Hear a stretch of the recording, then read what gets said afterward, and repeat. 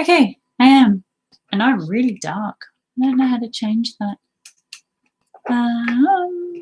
Maybe this one. I have so many buttons. Ooh, yuck.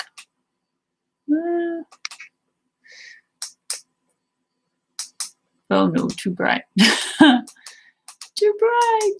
I don't need to be that bright. That'll do. Okay. So I have my webcam in a different place today. It's normally there, but I have it here. So, yeah, okay. Where does depression come from me? This has been really massive because the last couple of days I've been, well, not last couple of days, the last couple of weeks I've had triggers going off like a firecracker because of Christmas and New Year and everything that comes with Christmas and New Year, all these expectations, all of these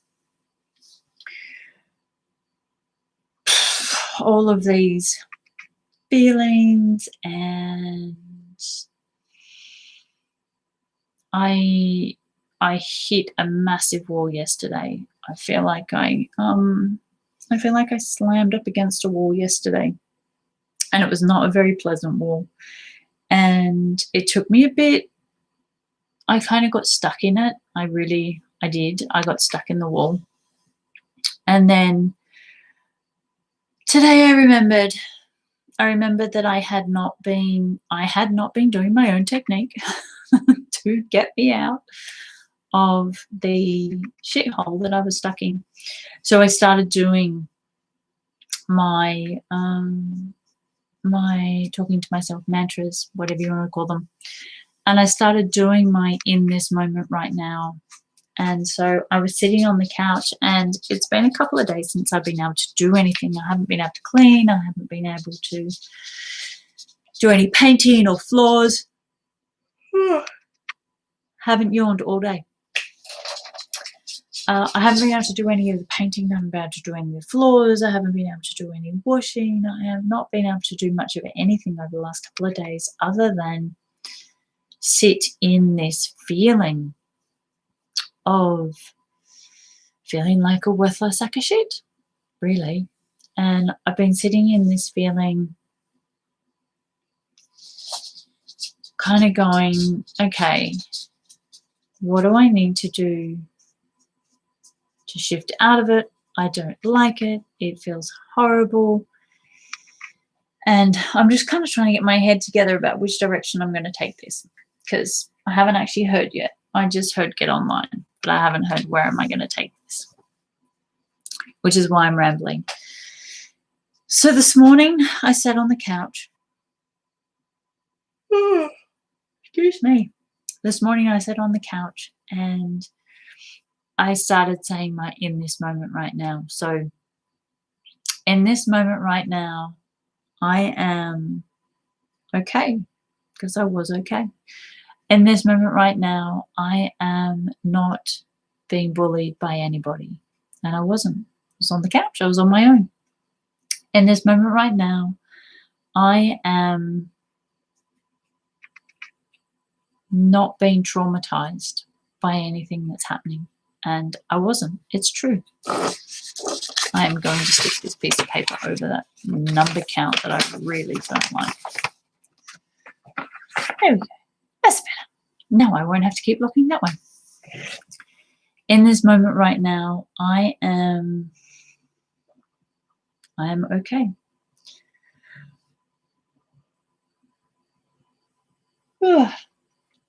And so I was doing this in this moment right now process that I'm actually really, really enjoying. And I went from feeling like a worthless sack of shit, being stuck on the couch, not being able to get up, not being able to move, not really being able to do anything. I've spent the last couple of days, I think, pretty much basically just being on Facebook and YouTube, because on the inside I just felt so,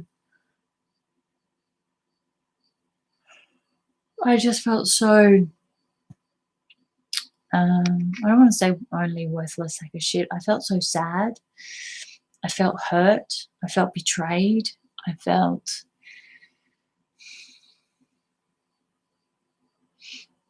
I did feel worthless.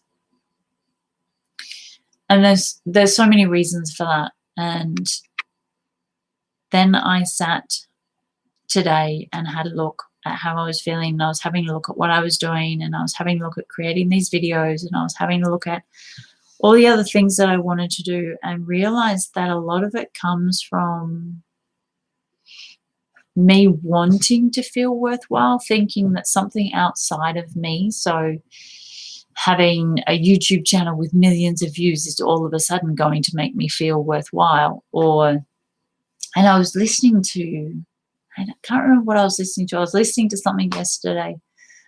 I remember. Oh, just ignore my yawning. I was listening to the Crappy Childhood Fairy, and she's been great for CPTSD. And one of the things that she shares is that when you have CPTSD, you have these romanticized ideals about when you get famous, life is going to be better. When you have lots of money, life is going to be better. When you marry a prince or you marry a princess, your life is going to be better. When you have this, life is going to be better. And she said it's really common for you people with CPTSD to have this fantasy of wanting to be famous, to have this fantasy of wanting lots of people having millions and millions of views. It's a normal part of the CPTSD because it creates a sense of validation that is needed. And that was kind of this cue to me of unraveling a lot of what I was feeling yesterday, because there's a big part of me that isn't feeling validated right now. I'm not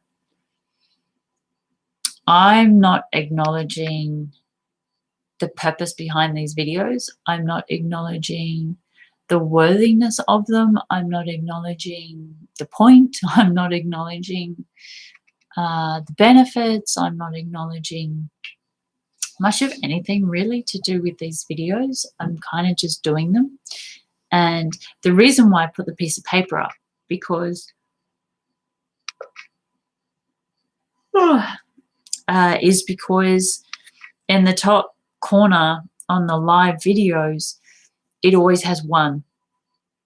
And I get it all. YouTube always has 1, because if it always had 0, then people probably wouldn't do it, because then they would think that nobody was watching. But by just having 1, and every now and then that 1 goes up to 2, and then goes back to 1 again, and it goes up to 2, and it goes back to 1 again, and I've watched it.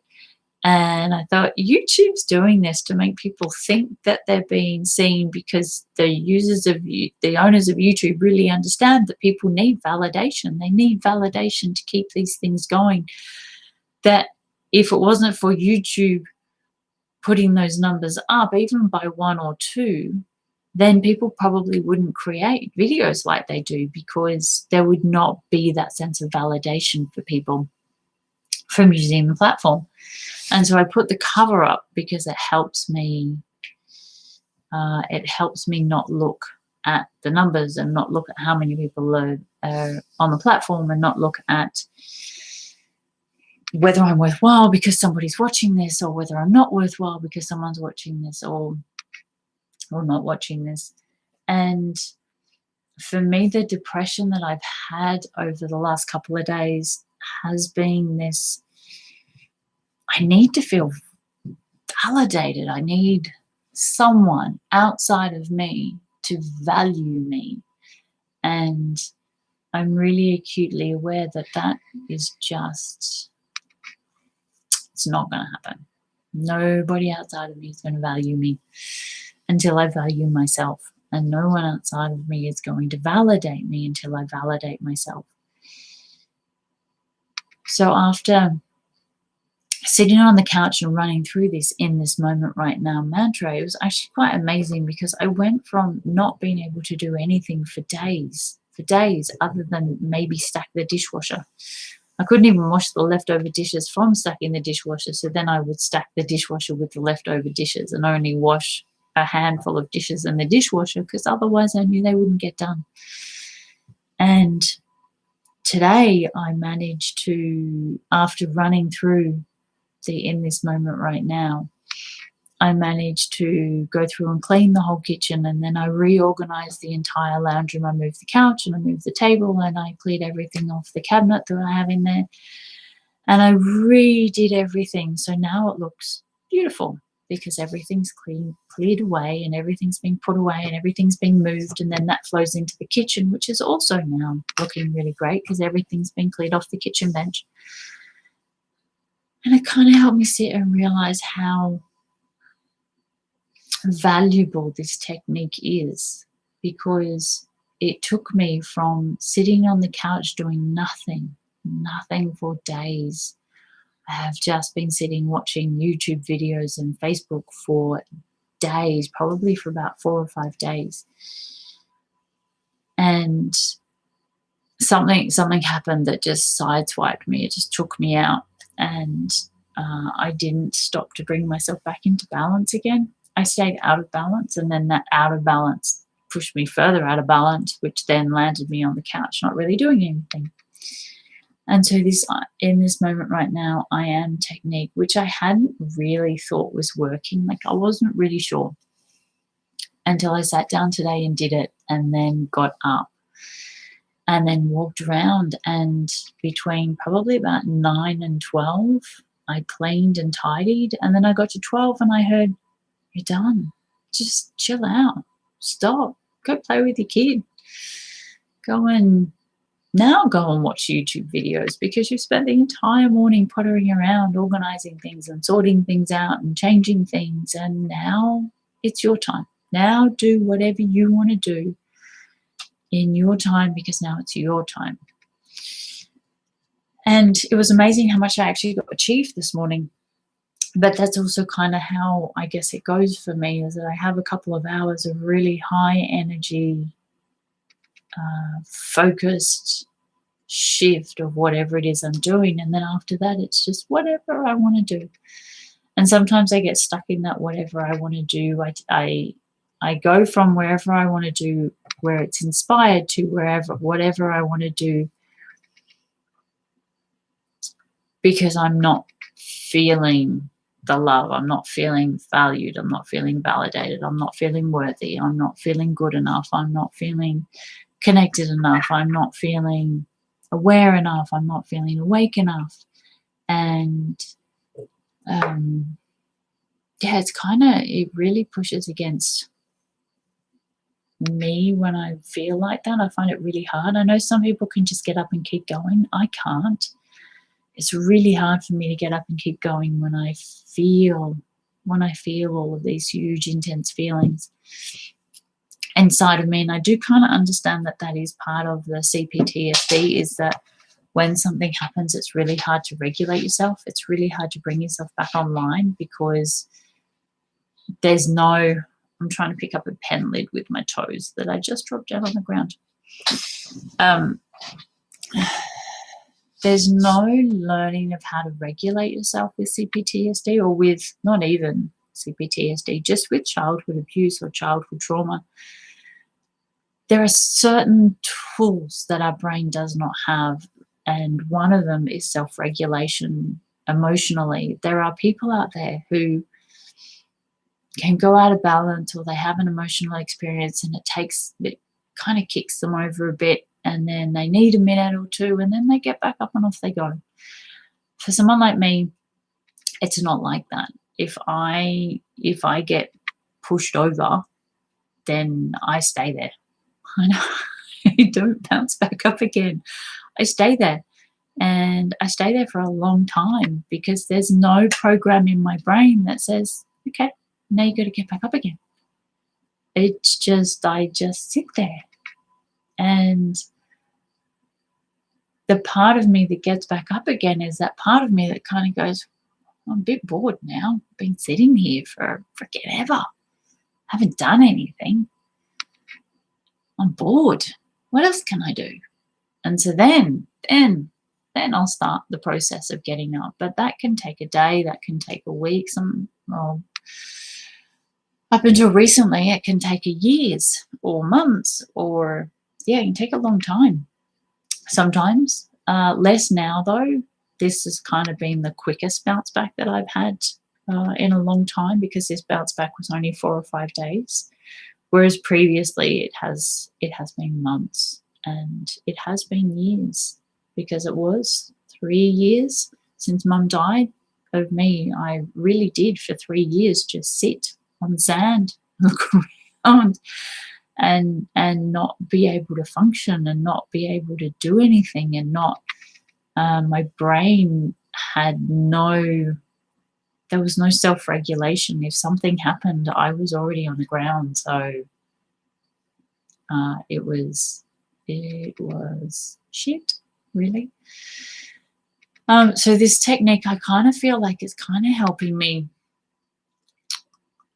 It's helping me learn how to self-regulate, because now it's happening not quicker, but I have noticed that this time around it did happen after the couple of days where I went, oh, hang on a minute, I'm sitting on the ground again. That's why I'm not getting anything done. It took me a minute to realize I wasn't getting anything done. It took me a minute to realize I was sitting on the ground, and it took me a minute to realize that, and by minute I mean the 4 or 5 days, realized that I was not stuck. I just was where I was, and I didn't like it. I didn't like being where I was. I didn't like how I felt. And so doing the in this moment right now, I feel like what it's doing is it's teaching me how to regulate myself again. It's teaching me that when I do get shoved over by the mean girls or the mean guys, when I do get shoved over by the mean kids, and I'm sitting on the ground and I take a minute, then I go, okay, they've gone. Like, that seriously, what happens is I'm on the beach, somebody comes up, shove me over, fall on the ground. They just keep on walking. They don't stop. They don't stop to see how I am. They don't stop to check up on me. They just keep on walking down the street or down the beach, and they leave me sitting on my ass on the beach to clean up all the mess that they've just made by shoving me into the sand. And so they're not there anymore. They're not there. They're not keeping me there. They're not holding me there. They're not forcing me to stay there. I am there because I haven't gotten back up again. I've realized I'm there, but I haven't realized really up until now that I can get back up again. I don't need to wait for someone to pull me up. I don't need to wait for someone to come along on the beach and rescue me to help me get back up again. And I don't need someone to come and say, hey, you need to get your ass off the sand there. You're kind of falling apart. What I realized I need is to realize that, okay, someone came along, they've pushed me in the sand, I'm sitting on the sand, I've been feeling like shit. I don't have to feel like shit anymore. I don't have to stay there. I can actually move. I can get up. I can change. I can shift. And the in this moment right now process. So for that, in this moment right now, no one is bullying me. Yep, that's true. In this moment right now, no one is traumatizing me. Yep, that's true too. In this moment right now, I am relatively safe in the house that I'm in. Yep, that's true. And I say relatively safe because it's actually quite a big stretch for me to say in this moment right now I am safe, because there's a part of my brain that is acutely aware that shit can go wrong. Fire could start, flood could come, dogs could bark, someone could knock on the door, someone could break into the house, someone could, I don't know, I could draw on my leg with pen like I just did. And so for me, saying in this moment right now I am safe it's too much of a stretch.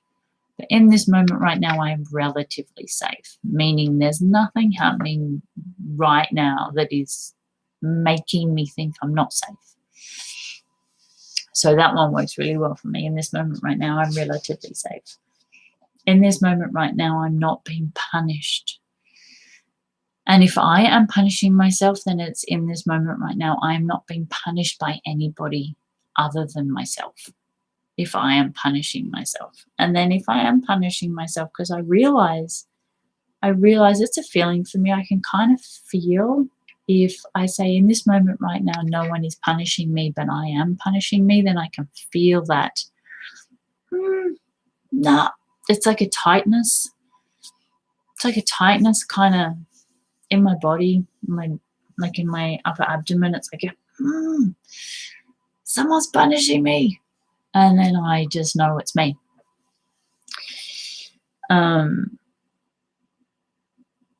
And then I might look at that and go, okay, well, where am I punishing myself? Why am I punishing myself? And punishing myself has been quite big over the last couple of days. I have done a lot of punishing of myself because of decisions that I made that I maybe wouldn't have to make. If I've just noticed my wallet has started to fall apart. Oh no. I know, I'm totally distracted. I've had this wallet. You see it? It is beautiful. It's made of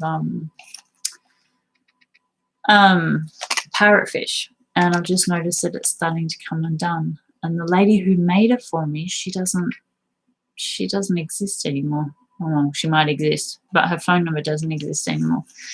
And I've had this wallet for, geez, 10 years, maybe even longer. Actually, no, it must be longer. 12 years. 12 years I've had this wallet. Look at it. Check it out. You would not even know I'd had it for 12 years. It looks like it's exactly the same as the day that I had it. And it's really funny because I got it wet. I get it wet sometimes. And then I go to dry it and I think, hang on a minute. This is like lamb's leather and this is fish. Both of them get wet. Why would I even need to dry it? But I've just noticed that it's starting to, the fish scales are starting to fall apart. I got distracted. See, I get distracted. This is what happens. And then instead of, so what I could have done is looked at it and gone, oh, and then kept talking. But then I wanted to be honest about where did my energy go in that minute, in that moment? Where did it go? Or like when I drew on my leg with the pen, it's like, oh. And then I could have kept talking, but I wanted to be honest about where did that energy go? Where did I go? What was that distraction? Because I can watch videos of people doing things and I can see they get distracted by something and they go, but then they come back, but they don't talk about what they were distracted by. And then I think, I want to know what happened there? What was that? So I like to share what that was. Yeah, I don't know if this has really answered the question about where my depression comes from, but I kind of feel like it has. Oh, I did, because my depression really comes from the lack of me feeling like people care, and the lack of me feeling like people wonder about where I am, what I'm doing, who I am if they're a new person.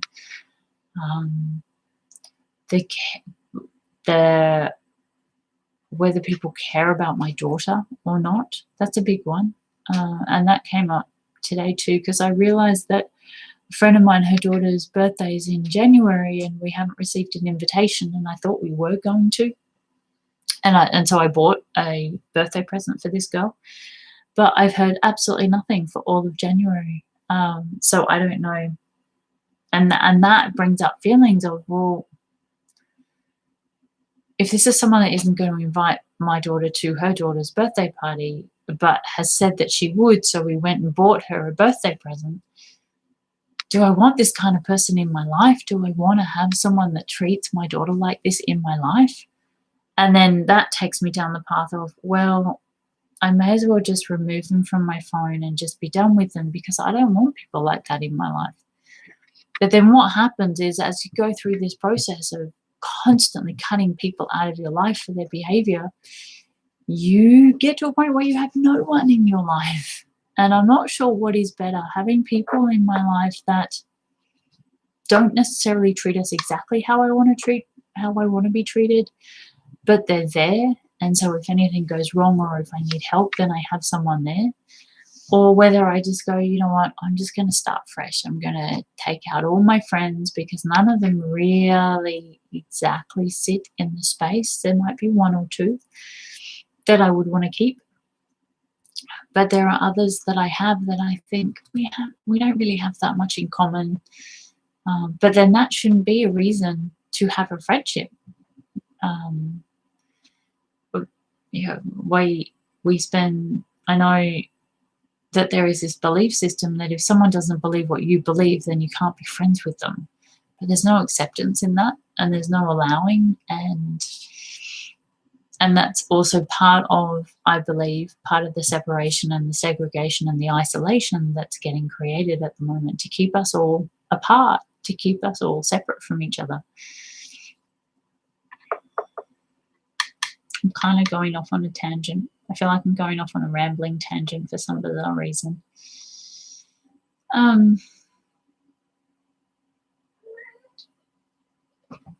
That meow was my cat, one of my cats. So,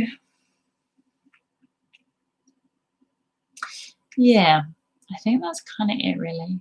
I've covered why I go through depression. I've covered people. Yeah, I'm not sure what I'm going to do about people at the moment because I don't really want to take them out. If it was just me on my own, 100% wouldn't care. I could spend every day by myself on my own. It would be totally fine. I've done it so many times before. But it's not just about me. It's not only about what I want and what I need. It's also about what my daughter wants and about what she needs. And she has social requirements that she needs fulfilled. She is not hermit like me. She's not a homebody. She doesn't have the same level of emotional trauma that I have, although I've done a pretty good job of giving her some of it. But she doesn't have the volume of emotional trauma, so she doesn't have the same stories about staying at home, staying away from people, protecting yourself from people that you think are going to be mean to you and all. She just doesn't have any of that. She's really open and pretty much accepts anyone in her space as her friend, and which is a beautiful thing, but it also means that she does get hurt a lot because people's parents, her friends' parents, let her down a lot. Yeah, I think that's it. I'm going to stop my rambling. I will get back on again tomorrow night or maybe the night after and do some more rambling. Anyway, thank you for watching. If you watch this, if you have any questions or comments, please put them in the comments if they are relevant and you want to share them. Thanks for watching. Bye.